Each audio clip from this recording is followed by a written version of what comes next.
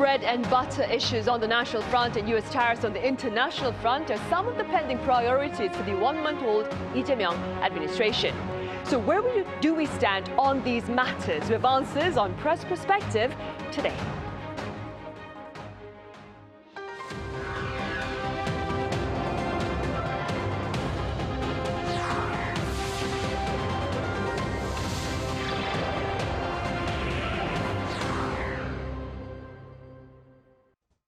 Hello and welcome to Press Perspective for this Monday, July 7th here in Seoul. I'm Min Sunhee. President Lee Jae Myung has ushered in his second month at the top office, and in our panel session today, we touch upon the tasks that have been undertaken and those that remain to be tackled. For this, I have Steven Borowiec with Japanese weekly news magazine Nikkei Asia here in the studio. Steven, hope you had a good weekend. Yes, good to be here. Right. I also have Fabian Kretschmer with German news agency DPA in the studio with us. Fabian, as always, it's good to have you here. Thank you. Thank you. Steven, we will start with you. So President Lee Jae Myung recently held a press conference to mark his first full month at the top office. What are some of the early actions taken by the president after his inauguration, of course, that caught your attention?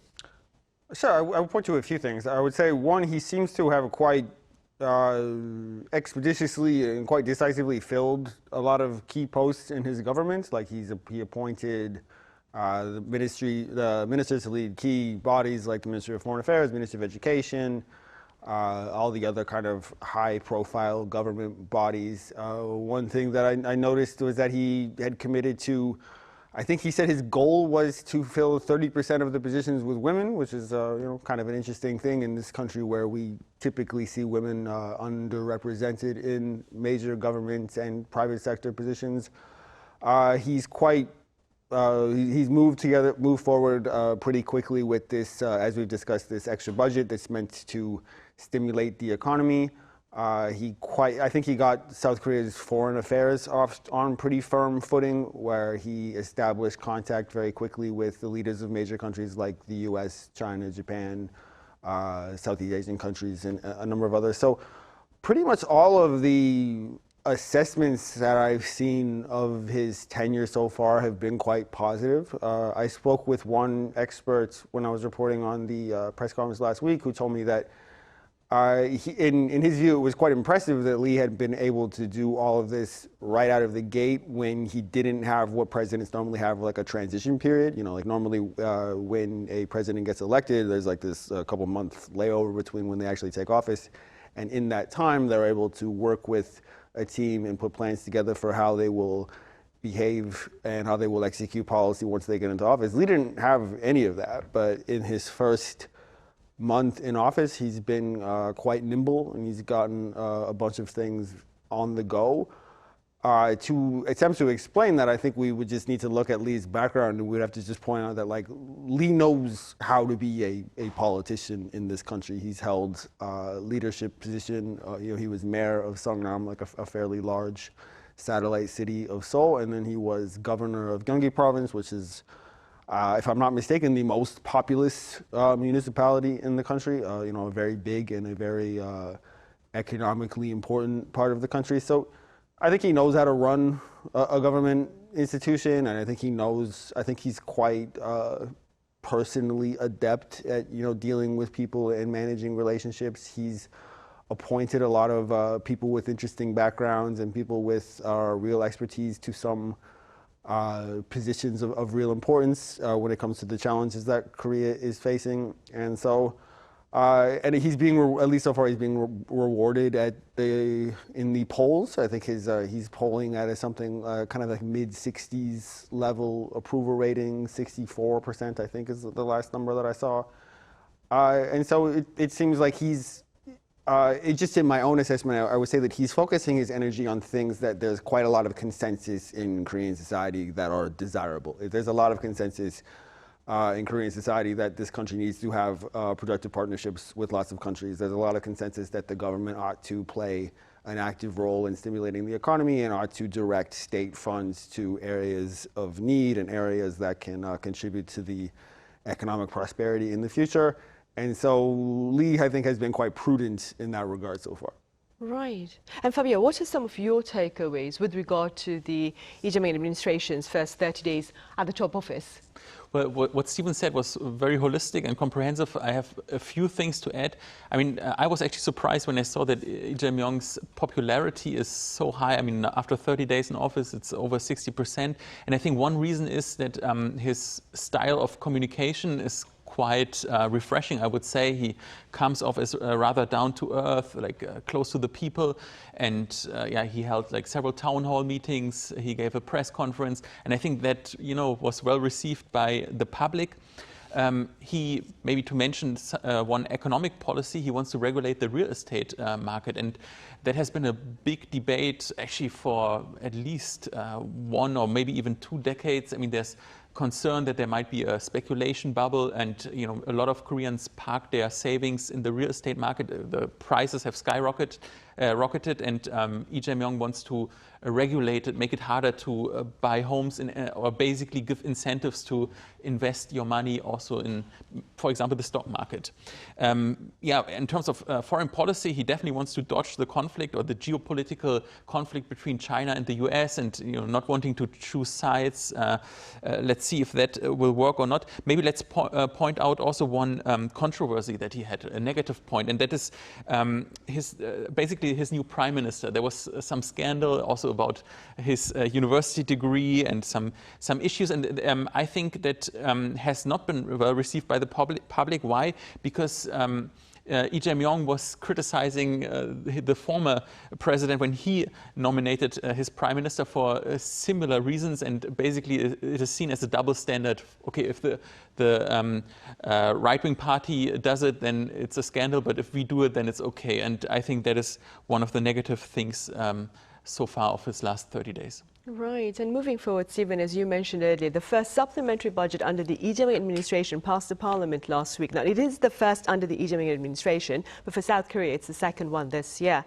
Could you tell us a bit about this extra budget and its intentions? I think the overall intention is to stimulate the economy. Some of the funding is directed to vulnerable sectors like the construction sector and independent businesses who are having a pretty tough time. But the most kind of headline-grabbing aspect of it, I think, is that a big part of it is it's not cash. My understanding is that's not that people will just get an infusion into their bank account. It's these kind of vouchers that the state will dispense to people all over the country according to income level. I think every citizen will be entitled to somewhere between 150,000 won and 500,000 won. And there's a few variables. Different people, I think if you live in Seoul, because prices are higher here, you are entitled to a little bit of a boost. Or if you are in certain areas of particular need outside of the country, you are entitled to a little bit more. And these are usable at, I think, kind of smaller businesses, places that don't have I think there's a cap on like their annual revenue or their annual turnover.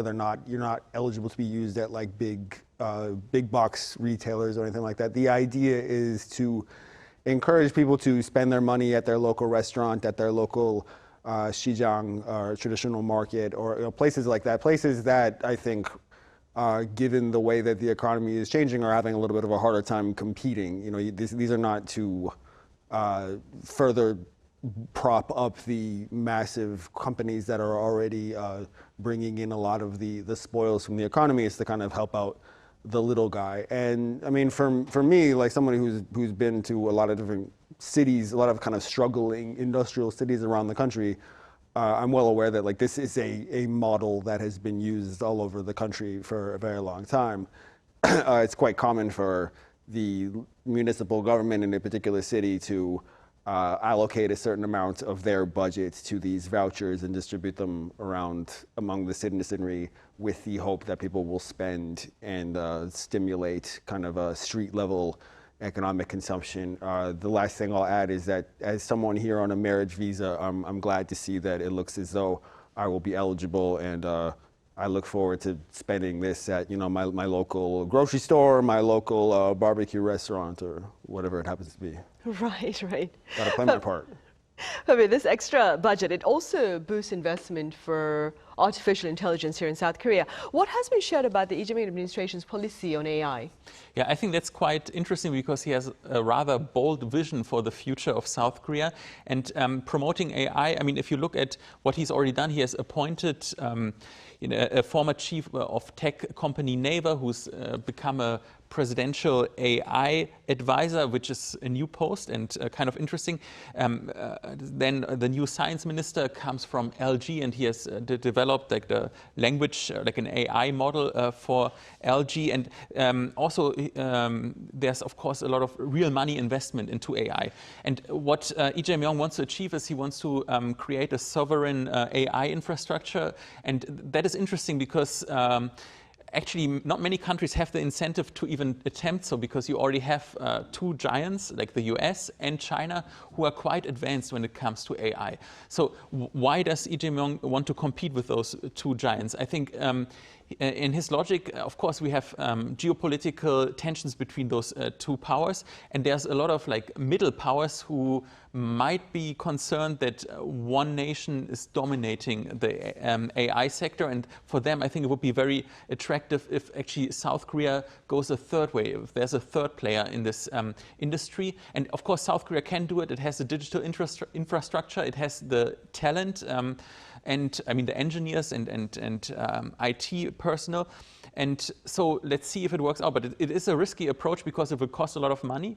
The success is not certain. And we know that both China and the US, they see AI as basically national security interests. It's a core interest for them. And if you have a third player competing, they might act very territorial and might not be happy about it. Right. And beyond AI, Steven, you also covered the president's recent acknowledgement about a tariff deal with the US being slightly difficult. Now, his top trade negotiator is currently in the US for talks with his counterpart there. What's the latest on that front, the tariff deal between South Korea and the US?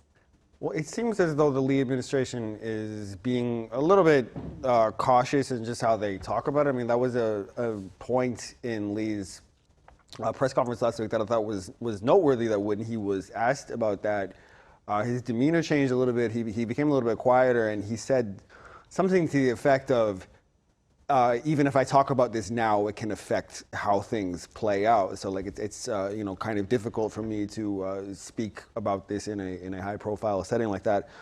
And I think that testified to, the sensitivity of this issue and just the seriousness with which Seoul is taking this, because there's a lot riding on this. So I'm sure that Seoul is, Sunhee, as you mentioned, there's a top trade negotiator in Washington now, and that is just the latest of, I don't know exactly how many delegations have gone there and attempted to engage with their US counterparts.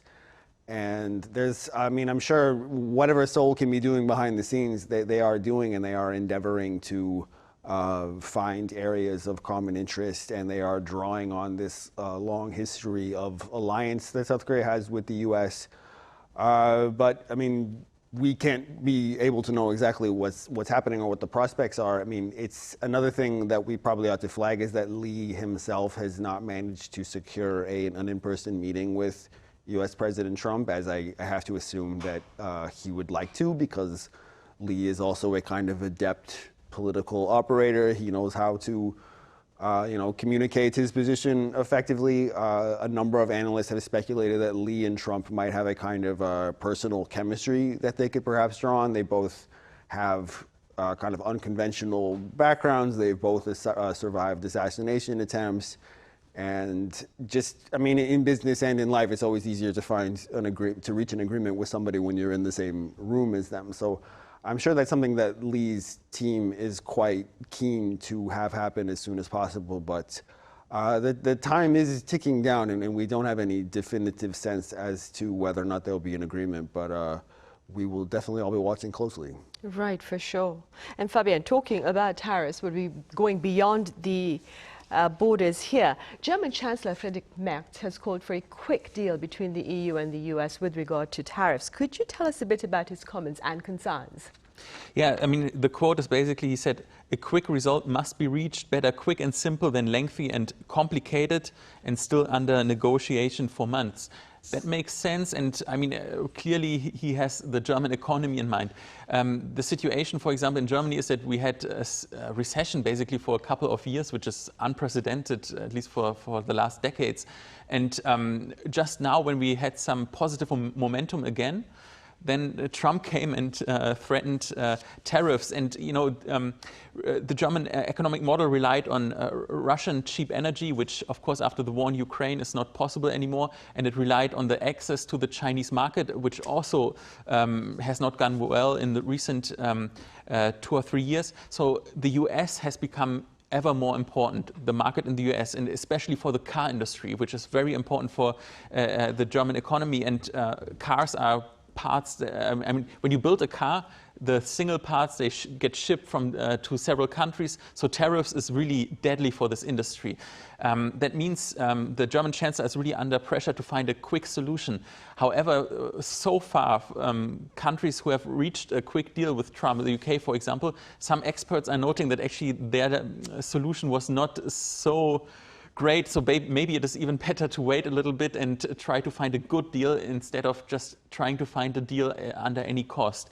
And also there's another domestic dimension of it. I mean, in Germany now there's really almost hatred against Trump. I mean, he's really an unpopular, hugely unpopular US president, so some people don't want a chancellor that is too submissive towards the US. So I think Merz should also be listening to his, basically to his voters. Right. And for the sake of greater comparison, Stephen, what can you tell us briefly with regard to Japan's tariff negotiation with the US? It's definitely an interesting case in that Japan is also facing a kind of potentially desperate situation where they are in line to have 9% tariffs go back up to 24% on July 9th. So there's a lot at stake there too, particularly as in the case with Germany, as it pertains to the very pivotal auto industry. But Japanese Prime Minister Ishiba has, I think, taken a kind of more confrontational or less appeasement-minded approach than I think maybe some people expected him to, because he's quite, he's a bit vulnerable domestically in terms of Japanese politics. Is a kind of inherently sort of unstable system where there's a kind of a quick turnover of prime ministers there. But I would point to a few kind of potential explanations for that. And I'm not an expert on Japanese politics by any means, but former Japanese Prime Minister Shinzo Abe, who was in power during Trump's term, got a lot of international attention for his supposed personal rapport with Trump. They bonded over golf and whatever else. And a lot of people kind of assessed Abe as having been kind of politically prudent or politically clever and kind of playing on his personal affinity with Trump and developing this relationship. But I think in hindsight, a lot of the domestic media in Japan is sort of reached the conclusion that Japan really didn't get much out of that if Trump is now coming back and making these quite harsh demands. So I think there's a fair bit of domestic consensus that those sort of flattery and appeasement measures are not wise. So that's one thing. And just the other thing, and this is just my personal take, is I think in this part of the world, in Japan, in South Korea, people tend to have a much longer term perspective than Westerners do. Westerners tend to be, and I say this as a Westerner myself, kind of impatient and kind of seeking quick answers and quick moves. People in this part of the world tend to be kind of more historically minded and be a little bit more patient. So I have to wonder if maybe in Japan, sort of what they're thinking is that no US president is here forever. So it does not make sense to rush into a drastic deal where Japan would be giving up a lot when it comes to something as important as its auto industry or some other very important part of its economy. I think they are just kind of playing the long game and seeking a good deal and not just a quick deal for the sake of a deal. And I think that domestically that's probably playing pretty well with the Japanese public. Right. Meanwhile, back here in South Korea, Fabian, President Lee Jae Myung, as you mentioned earlier, has also been seeking to actively engage with members of the public here. He's held 2 town hall meetings, the first one being in Gwangju last month, and a more recent second one in Daejeon last week. What are your thoughts, Fabian, with regard to his efforts to engage with the public directly?